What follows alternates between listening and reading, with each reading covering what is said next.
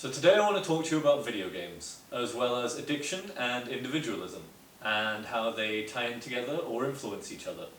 This will be primarily focusing on competitive multiplayer games, but I'll be touching briefly on other genres as well. I want to preface this video by saying that I'm here specifically to talk about the negative effects on health and happiness that come with moderate to severe addiction, and that I'm not looking to make a judgment on video games as a whole. I felt I needed to make this video because video games have been a constant throughout my life. They're something I enjoy, and they're something I appreciate the value of sometimes, and because my relationship with and addiction to video games is something that's affected my life like no other addiction. And if any of this helps people realize that what they're doing with their time is unhealthy, or helps people start conversations around their well-being, then I'll just be glad to have participated in that. I'll be going more into the personal later in order to explain my mindset during my worst periods and how it relates to what I want to say here, but for now let's move on.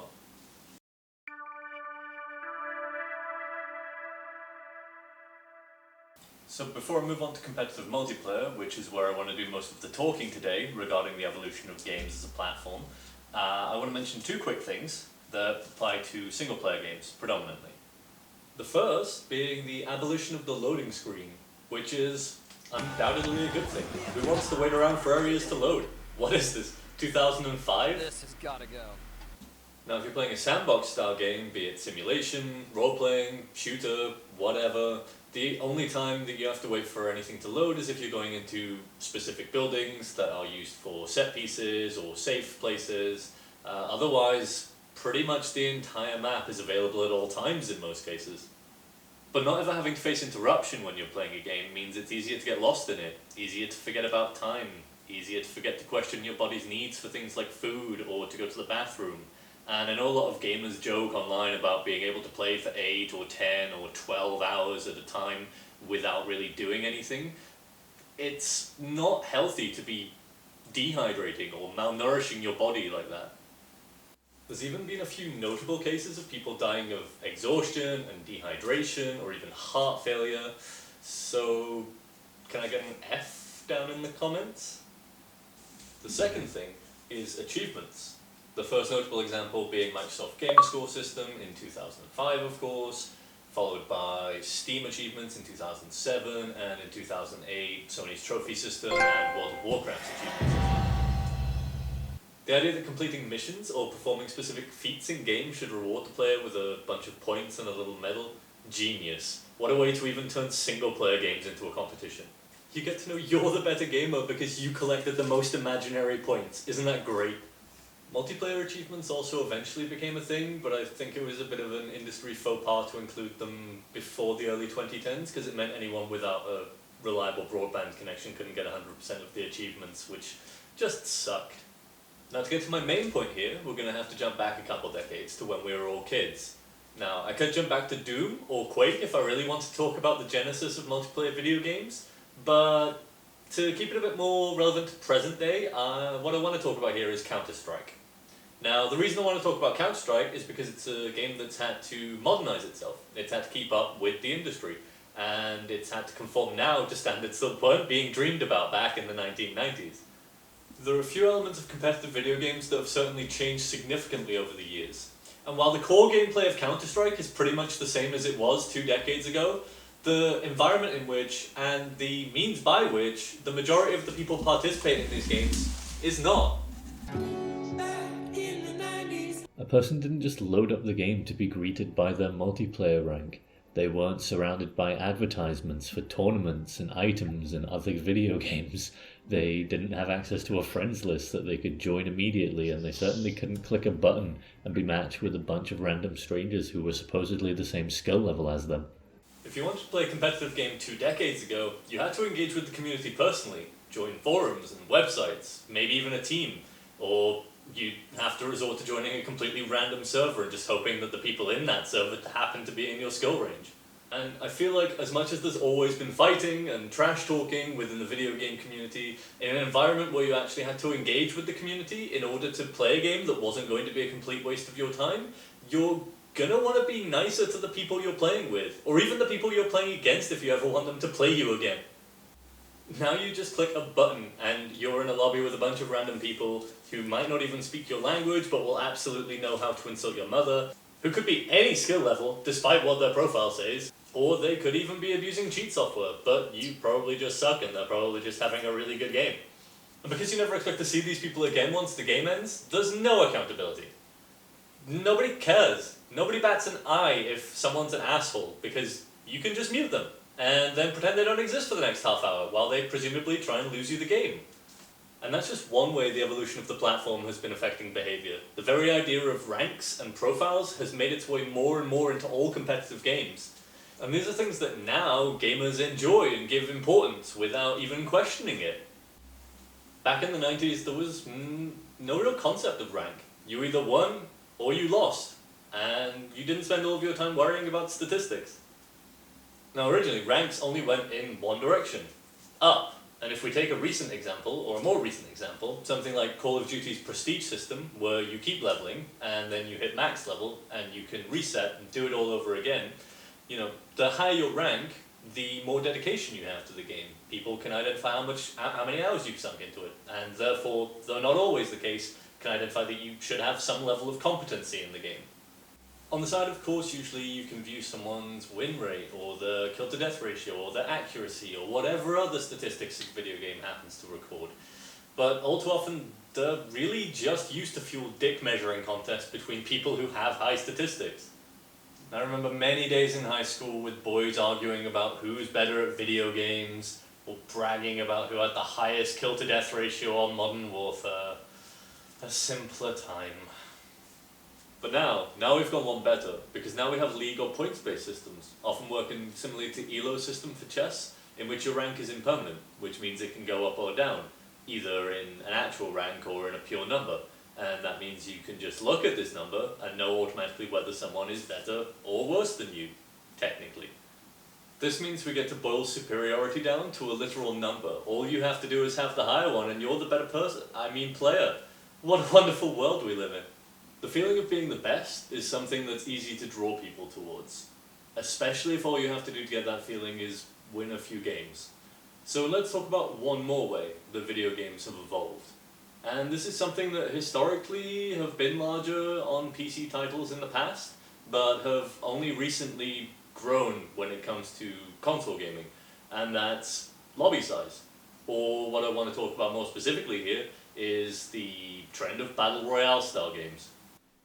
For anyone still unfamiliar with what a fortnight is at this point, here's a quick history lesson in Battle Royale. Battle Royale was a 1999 novel about a dystopian Japan in which the state forces children to participate in a battle to the death on a remote island, each of them given some basic supplies and a random weapon or tool. There was a movie adaptation just over a year later, which is probably far more well known, at least in the West, and a manga, and another movie, which I've heard isn't particularly good. Now, if you've never heard of any of this, A, literally how at this point, and B, you're probably wondering what this has to do with video games. But since the release of the Hunger Games in 2012, and the subsequent rising up of weeb nerds complaining that it was just a rip-off of Battle Royale, a brand new video game was inspired by the decades-old film, in which usually up to 100 players are dropped onto a map and left to gather supplies and fend for themselves against 99 other players, very often not having to fight most of these players yourself.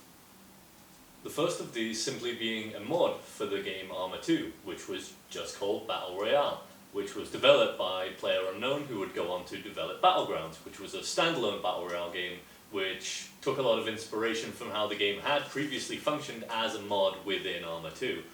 This was a natural evolution from the small team-based or free-for-all games that you had in the mid-2000s as multiplayer games became more commonplace on console.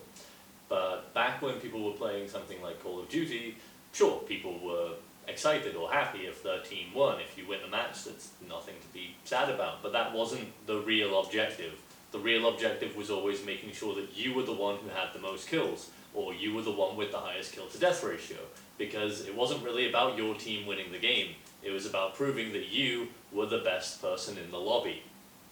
Nobody feels good about themselves if they get, say, 5 kills and 12 deaths, but their team wins anyway, because they were carried to that victory. So obviously the natural evolution of games are these giant battle royale style games where you don't have any teammates, so you only have to care about where you come. I mean, proving you're the best in a lobby of 12 players when 5 of them are already on your side, that's not a big deal. Proving you're the best out of 100 players, now that's pod racing.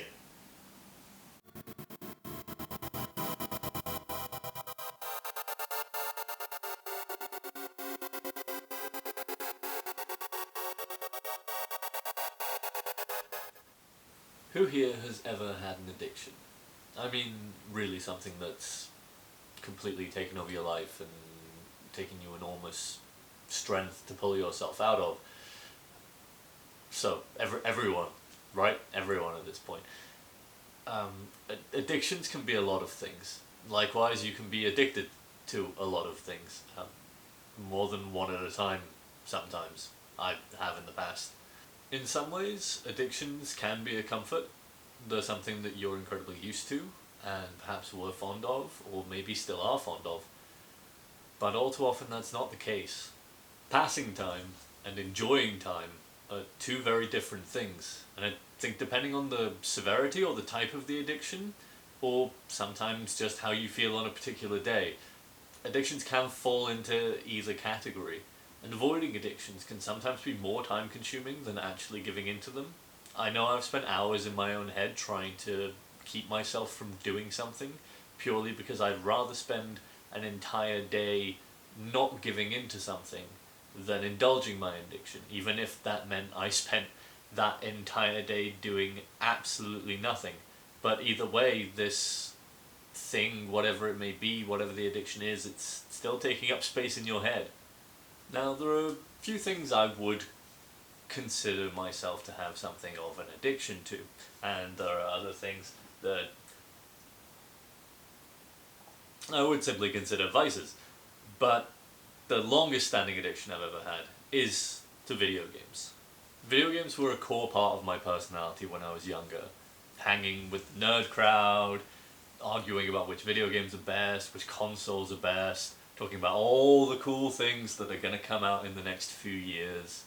Honestly, if I knew that the end result of my interest in gaming would be that I found myself addicted to competitive multiplayer games, I probably would have stopped earlier.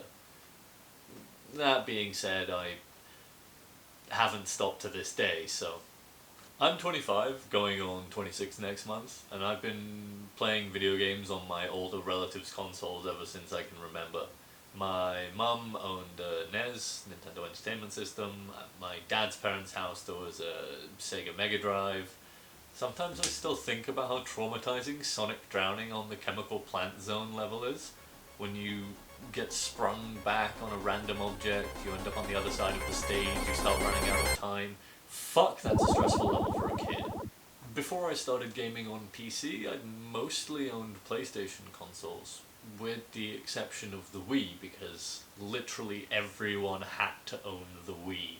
Whereas I can remember a time in my life without the internet, just barely, I cannot remember a time in my life without video games. They were always there, waiting around for me to finish whatever obligations I had so I could indulge in them, spend hours and hours, entire days watching pixels move on a screen. How exciting. That was a huge part of my identity growing up. And I know it's a ridiculously privileged thing to be able to say that a huge part of your identity growing up was video games, but at the time it led me to being not particularly fair when it came to sharing the console with my brother or the time with my brother, because I felt entitled. I was older and he was the sporty one, he always wanted to be out doing something, so why shouldn't I be able to play video games more often? It's my thing.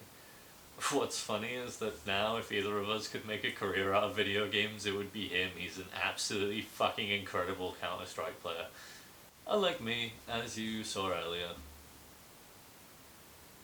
I guess my experiences have just been slowly all-consuming, from my very first addiction, The Sims, through to the game that, after many years of wishing I'd never begun playing the bloody thing, I still haven't stopped playing.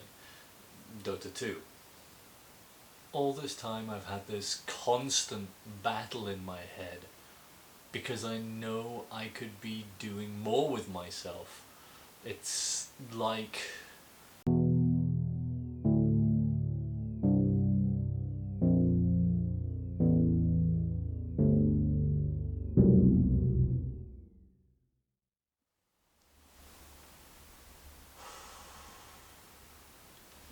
Werden Sie jeden Tag wie ein nutzloses Stück Scheiße da sitzen und Spiele spielen? Lad. If he wants to sit there and play video games all day, then that's his prerogative. Ich bin nicht Ihr Lad. Hat sich seit 3 Stunden nicht mehr bewegt. Sollte wissen, dass es bessere Dinge gibt, die mit seiner Zeit tun kann.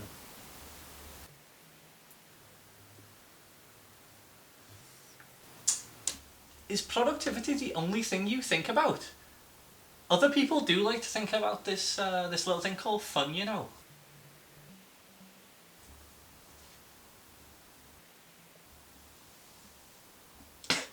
Amüsiert sich? Wirklich? Hat 5 Niederlagen tief und kocht innerlich vor Wut. Hey, that's not fair. Wait a minute. That's not his fault. It's always the fucking Russians. Well, I wouldn't say that. Ja, sicher. Geben nur den Russen die Schuld. Das funktioniert immer. And having this playing over and over in your head when you don't know how much is you having fun and how much is just you giving in to your addiction only makes things worse. Though back when I was addicted to single player games, things like The Sims, like I mentioned before, there was never anger involved. 10 or 11-year-old me could play for 6-7 hours a day just because it was such a chill game. And when you're a kid and you can't actually accomplish anything in your real life, it feels good to have this digital person and feel like that matters in some way. Just as an aside, The Sims gave me a really warped view when I was a kid of how jobs worked. It's just like you essentially walk your character into work and go, Zabermal Shabal. Zabermal Shabalum. Dashuna, Dishfrey, Montage, Melram, Tagafra Pachana, Zabarito Magatopler Sperdano. Huh, Chomemivitso, Magadu, Shelra, Karaskina, Pikala, Baro, Kuba Managatra, Margaret Charsplarge, Chabadar, Gail Granada, Shapatrath. Kiro, Dag. Give her up. Nice rock. sure, occasionally you can get frustrated with yourself if you mess something up in the game, or if you play every game on the highest difficulty like I used to because I was a masochist apparently. Then you can even get angry at the game on occasion. But you're not getting angry at other people. The real struggle with an addiction to competitive video games is that it's all about winning, and anger can surface in some really shitty ways when someone gets in the way of that. Whether it's a teammate who's playing badly and fucking up the game for you, or an enemy who's playing too well or is even smurfing, or sometimes it can even be your best friend when they fuck up and you don't manage to keep your cool with them. Now with team-dependent games, or generally with the games that I'm used to playing, you'll have 4 teammates. And so that means that you have 4 people that could be responsible for fucking up your game other than yourself, and driving you into a tilt-fueled rage spiral. And these games, especially Dota, can go on for an hour or more. So when you lose 2 or 3 games in a row and you just want to get one win, that's 3 or 4 hours that you're spending, and sometimes you still don't even get that win. It's too volatile a setup to predict. Spending hours playing a game and feeling like every single game was ruined by some other player not doing their part, well, that can certainly lead to anger. I mean, it's never your fault that you're losing, right? There's also the ego to consider. Now, over the years, I myself have gotten better at not letting losses or toxic teammates get to me, and my mental health has improved considerably thanks to that. But there is a lot of young male ego in video games.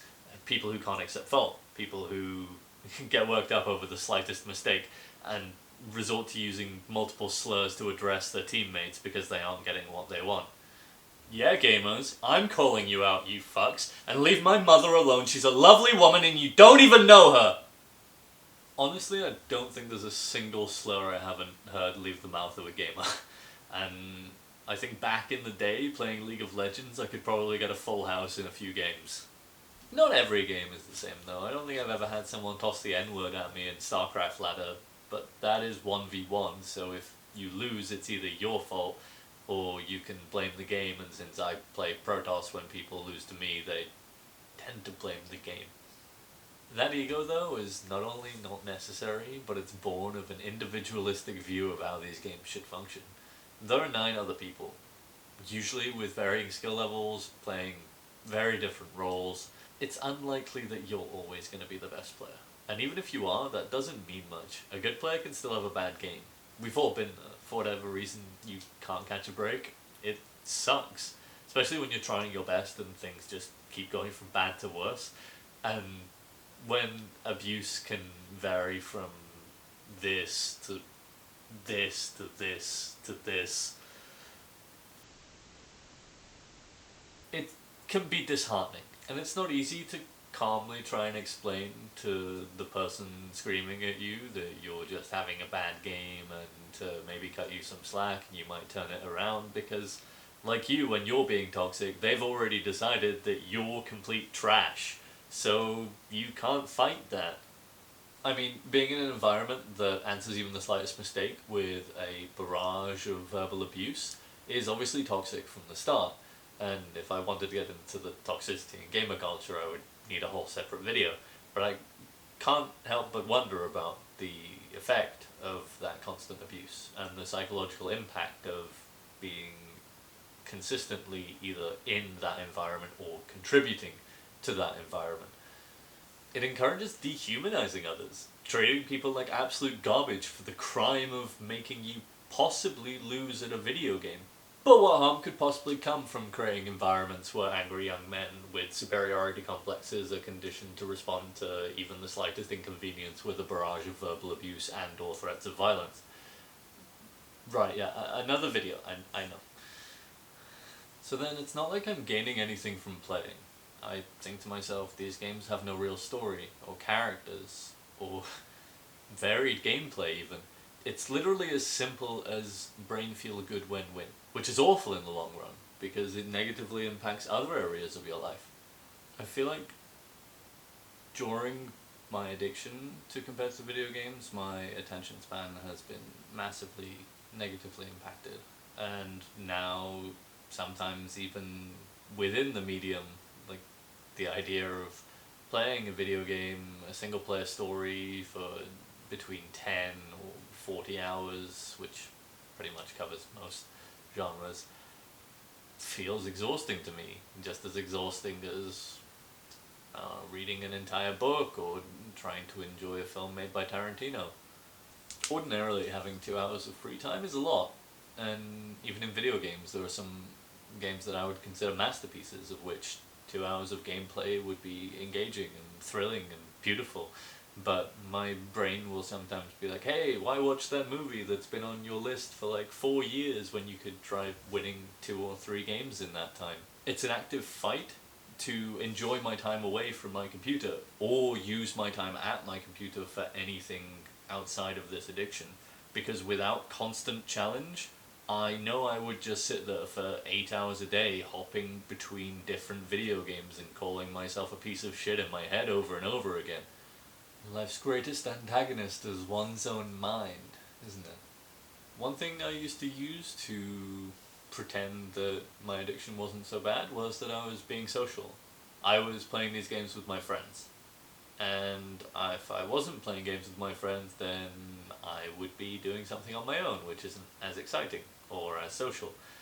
And when you never hang around with people IRL, which has been a significant portion of my life, it's a lot to give up the one bit of social activity you have. If we flash back to May 2014, what was the beginning of what would quite frankly be the worst period of depression of my life, and also my worst period of addiction. I had lost my job, I had to move back to my hometown to live with my mother, a place where I'd more or less cut contact with everyone I knew before I left university about 2 years prior, and a couple of people who I was still in contact with were, well, they were the kind of people who'd come out for a social event about once a year, so we were all shut-ins, all gamers. I played my first games of Dota just before leaving for university, so it had been almost 2 years at that point since embarking on the journey of learning Dota 2. During the course of that time, I'd gotten most of my friends playing and taught them everything that I knew as the most veteran player, and to this day that still stands as one of my biggest regrets, though I would never change the past if I could. At home it was just me, mum and my brother, and my only source of income was a 0-hour contract stock-taking job that had me work once every 2 or 3 weeks for 4 to 6 hours, so I was effectively earning nothing. And due to the stress of claiming unemployment at the time, I just struggled with my £30 paychecks every few weeks and applied for just about every job in an 80-minute public transport radius. It really says something that I got one interview between February and September despite having applied for hundreds of jobs in that time. Anyway, back to the point. All the applications, the lack of money, the social isolation, the playing Dota every minute of the day that I wasn't sleeping or applying for jobs, I managed to get myself into a pretty bad mental state. I'd been home since February, and by the time June came, I was so depressed that I pretty much stopped applying for jobs altogether. At that point it just seemed like it was the same listings going around and round, and I'd already applied to everything in basically a 40-mile radius despite not owning a car, and I just thought, fuck it, I'm gonna sit here in my bed and waste away in my own despair. I've got nothing better to do. Anyone who's watching this who's played or watched Dota knows that sometimes it can get pretty competitive, and as mentioned earlier, when things start going wrong, tensions can really get on the rise. And at 19 years of age, I was nowhere near as emotionally well-rounded as I am now, and neither were my friends. So the only social environment I had was toxic and aggressive, or, since we were all nerds, mostly passive-aggressive. Eventually, and back then it took a lot for me to say anything, but eventually I tried bringing it up with my friends. I told them I was severely depressed, that I couldn't take the fighting and the shouting, that I felt we weren't enjoying each other's company playing this game, and I literally begged them at the time to play something else, because I would have taken literally anything else at that point. The problem there being that they didn't want to stop playing. My concerns were dismissed. They told me they were all having such a wonderful time, despite all the shouting and the screaming and all the aggressiveness. And they told me that if I wasn't having a good time, I should just uninstall the game, which I did several times, only to reinstall it after no more than a few days or a week. So, thanks to the sort of over-the-top stat tracking that Dota 2 allows, I can show you every single day I've ever played Dota and how many games I've played on those days, beginning back in July 2012, right through to present day. But the period I really want to concern ourselves here with is the February to June 2014 section. Shit, 17 games on the 29th of January 2014. And this is not unusual, but yeah, it's just a year and a half where, aside from a few breaks of frustration, I played almost every single day. If that doesn't convince you, the total hours that I have on Steam for Dota is over 4,000, which is basically half a year. And I did check my actual statistics of how long I've actually spent playing games in it, and it's half that, but even so, that's still a quarter of a year of my life that I've spent playing this one game. So that was life at the time. Stuck, addicted to a game that I had also gotten all of my friends addicted to, blaming myself for getting any of them involved in it in the first place. Feeling hurt and vulnerable because breaking down to my closest friends had provoked absolutely no emotional reaction whatsoever. And what's more is that they cared more about their ability to play this one game than they did about my mental well-being. With that, I just kind of repressed the feelings. I tried not to play as much, but it was either play with them or play something alone. And so I continued to play a game that I took no enjoyment from, that caused endless arguing, just so I didn't have to be alone. Not like you can have a conversation with someone when they're mid-game and you're not. Competitive video games are Shriz business, and you really have to focus on the task at hand. I'd rather be an addict than a distraction. Now I know what you're thinking. It can't have been that bad. I mean, people get riled up during video games, but they're your friends, right? And I'd just like to add that some of my friends hated playing video games with each other so much that if they were both online and wanted to play at the same time, we'd have to decide which one we wanted to play with. It had gotten to that point, but no, there was no problem. No, nobody else saw a problem at all. I spent like 9 months of my life that year barely functioning, barely working, playing a game that was slowly killing me on a dying laptop. And the funny thing is that I still occasionally play Dota even today. I still haven't got the game out of my damn mind. Pretty much all the friends I used to play with have quit though, so when I play nowadays it tends to be alone. I do still talk to the guys though, and most of them have grown up somewhat since then, even if we have grown in different directions. And I do still enjoy playing video games with them from time to time, just not every day anymore.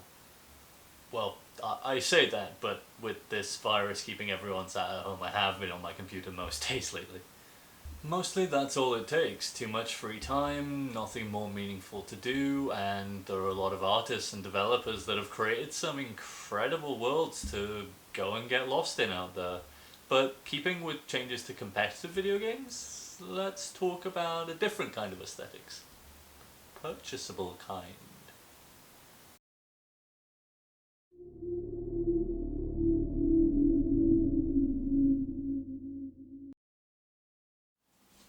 So in present day, we have a new generation of competitive games, as well as new predatory business models designed to slowly leech money out of people who are addicted to playing these games and who like having shiny new items to display. And this is something that's an even bigger risk for kids, because when you're an adult and you've been through something like this, been through an addiction and come out the other side, you can realize exactly what these games are doing. And offering cool cosmetics for your in-game character might not seem like a predatory business model at first, but when your target demographic is mostly people who can't generate their own income, all of that money is usually coming from a parent, and sometimes even without those parents' knowledge. Now sure, if a kid spends some of their allowance on a flashy set of armor every couple months, let's just say 15 euros for argument's sake, that's not making the creators a lot of money. But when it's hundreds of thousands of children spending a few euros here, a few dollars there, it soon adds up to millions. What's more is that these things don't actually exist. They're not physical products. They're aesthetic augmentations of what is ultimately a free-to-play game. A game that will eventually shut down its servers, whilst having had thousands of dollars spent on each of these individual cosmetics. And sure, you can say, someone has to be paid to draw and animate and code and put the item into the game, but when each of these items starts at $5 a piece, to say that they're not making thousands of percent profits on these things throughout the lifetime of the game is just disingenuous. I'm not here to solely bemoan the predatory nature of microtransactions within video games. This just helps me come on to my next point. Once someone's spent hundreds of dollars on nice shiny items in-game, it loops back into the desire to keep playing, because people like to get their money's worth out of something. If you've sunk a lot of money into it, you're going to want to keep using that thing, even if that thing doesn't technically exist. Though I suppose that could be said about all contemporary DRM software. I know that there have been things in my life that I've only continued to do or use because I've sunk money into them, but when you're an adult, you can take a step back and realize what's going on. When you're a kid, you're just going to feel guilty if you stop playing now, because ultimately it's not your hundreds of dollars that you've spent on the game.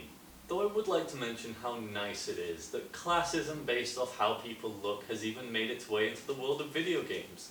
I mean, in the world of Fortnite, there's the derogatory term no skin for anyone playing using the default skin, which just means that they haven't sunk in enough time or money to get cosmetics, and these players are often targeted first for that reason. This reinforces the idea that simply by owning things, you're better than someone else at something, just because they haven't put in what you perceive as adequate money or time. Well done, capitalism! So now that I've gotten that out, I want to move on to the main topic of this section, individualism. In the world of video games, people can have good and bad games. Sure, there are a multitude of different skill levels, but even winning one game as a fluke will make you feel good about yourself, even if you're not actually that good at what you've just won at. And considering the amount of people in the game, either everyone wins eventually, or everyone eventually comes somewhere near the top so everyone can feel good about themselves. If you're consistently coming in the top 5 or 10 of players, then you might consider that you're better than 90% of other players, but that's just simply not true, because it's entirely random who you get matched with. I mean, if you're last alive in most of your games, then sure, you probably have a lot of skill, but most people aren't at that level, so winning for them is just this false ego boost.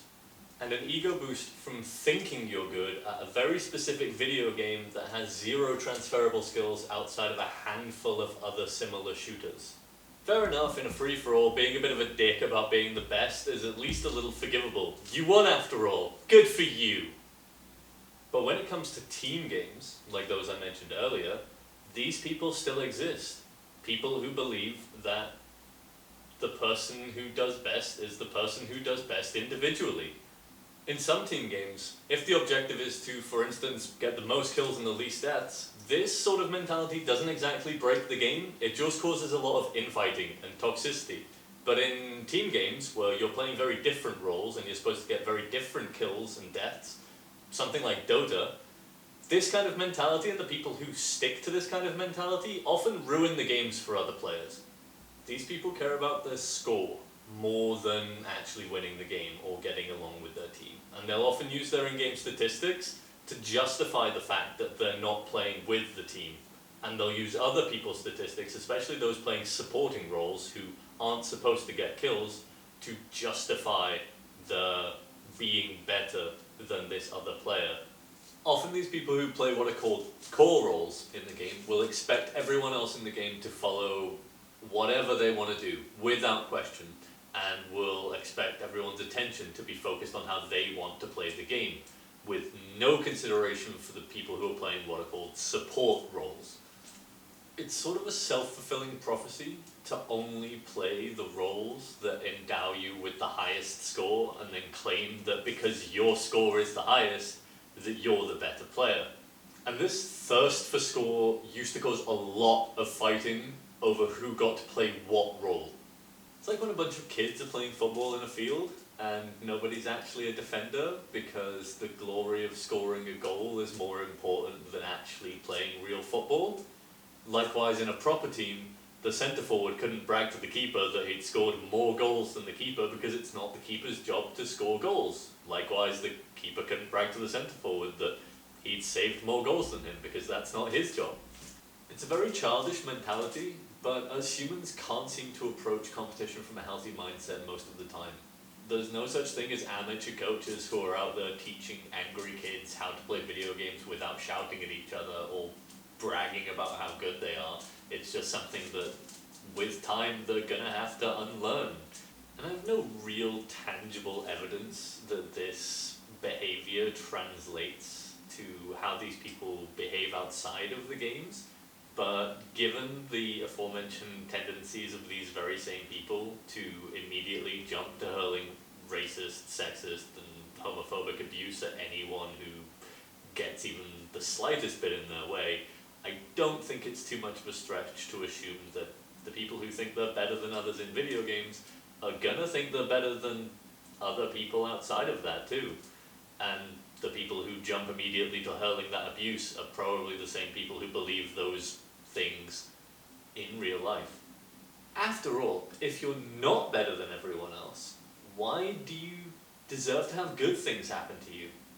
And nothing says I'm a great person like being casually racist, sexist, and homophobic, right? And that's without even mentioning the handful of cases where people's relationships with video games have gotten so bad that they've physically harmed or killed members of their own family. This isn't the only element of media that reinforces some idea of individualism, but because it's something that you have control over, you can engage with personally, and it gives you the opportunity to prove that you're better than other people or prove your worth in some way, whatever that means. And that's something that's not present in other kinds of media. I really think that that lends itself to worsening already dangerous mindsets with which to view the world, and may contribute to conflict and violence on an interpersonal level, as well as fueling already existing anger issues and strengthening toxic masculine complexes of ego.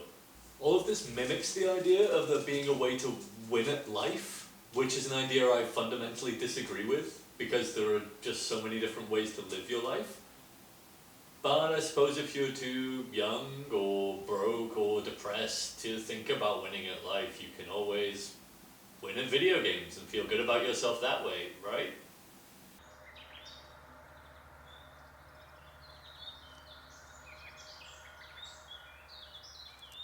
I'm sure there are many people out there like me that have faced similar issues, though it seems to be getting slightly better over the years, and people, mostly talking about boys, aren't encouraged to hide all of their feelings and emotions at some backwards ass attempt at stoicism.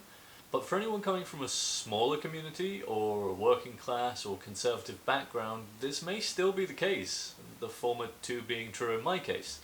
I just want you to know that you're not alone.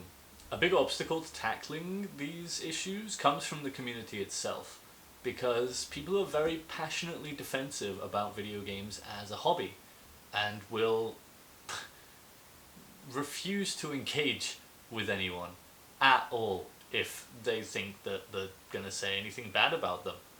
And a friend actually shared something recently that I want to show you now that I think helps perfectly illustrate this point. The group that shared it, which I'll leave nameless because I've never interacted with them before, had this to say: "Hope you're staying safe and playing video games. Funny how attitudes change." This misses the mark entirely because it's not an example of attitudes changing. The person is just cherry-picking headlines to make a false hypocrisy.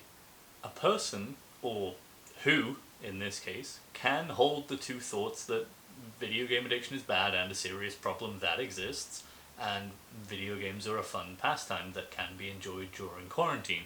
These two things are not mutually exclusive, and trying to make out either video game addiction is not serious or, look, the Who changed their minds, it doesn't even exist anymore, because you're afraid of people having a negative perception of your hobby, that's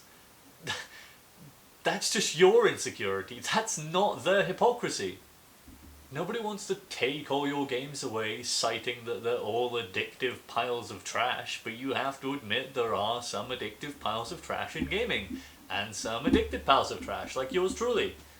We need to admit that we're trash to start healing. Now, we're not all complete trash, but if you do start noticing yourself getting drawn into any of these states of mind, whether it's turning everything in your life into a competition, or you're finding questionable words finding their way into your vocabulary, or you're sitting without eating or looking away from your screen for 10 hours, if you feel anger or resentment towards people for what would have been insignificant actions to you in the past, if your greatest pride in life is nothing more than a number in a lobby screen, or if your days are blurring one into the next in the vain hope that tomorrow is somehow going to be better than today, maybe take some time to think about why that's happening and whether there's a problem forming that. Of course, if you're broke and you don't have any intimate friends, it can be hard to find other things to do with your time, and it can be hard to find people to talk about your problems with. I never said it was going to be easy even after you realize you have a problem. The real work begins after. Though if you're in a position where you do have the privilege to speak to someone, even if it is immediate family, or you live somewhere where you can access therapy for free, or you're one of the really lucky people who can afford private therapy, try and take advantage of that. If you feel comfortable talking to friends, do it. Maybe don't start with friends who share your exact addiction, because I think that's where I went wrong, but sometimes even just getting your feelings out there and having time to evaluate your friendships is really important. Plus, this comes with the added benefit of men taking more emotional responsibility for each other, instead of expecting women to teach them how to talk about their feelings and carry all of their baggage for them. If you really don't have anyone around right now though, it's okay. I didn't when I was at my worst, but there are some resources out there for people who don't have anyone in their life they feel they can ask for support, and I'll put some links down in the description box for that.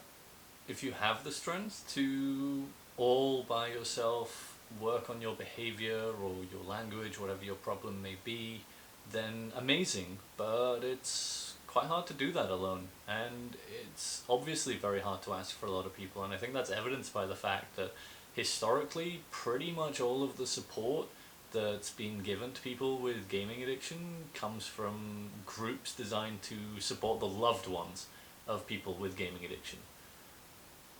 Though hopefully as people get more aware of their own problems, this changes in the future.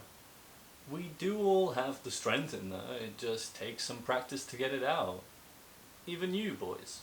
And I know this video has been mostly calling out boys, but in my many thousands of hours of experience playing video games, it's mostly been boys. So, yeah, sorry. This one's kind of on you.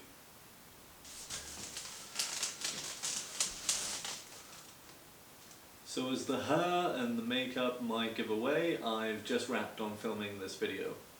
It's been an interesting process. I've learned a hell of a lot, and I hope that this completed thing helps someone out there in some way. I know that this has been a long one. I've nearly finished editing this, so I know that this is going to run just shy of 50 minutes, or that's what I think. And so anyone who's still here at the end, thank you so much for sticking around. I hope there'll be more content soon. So until then, see you.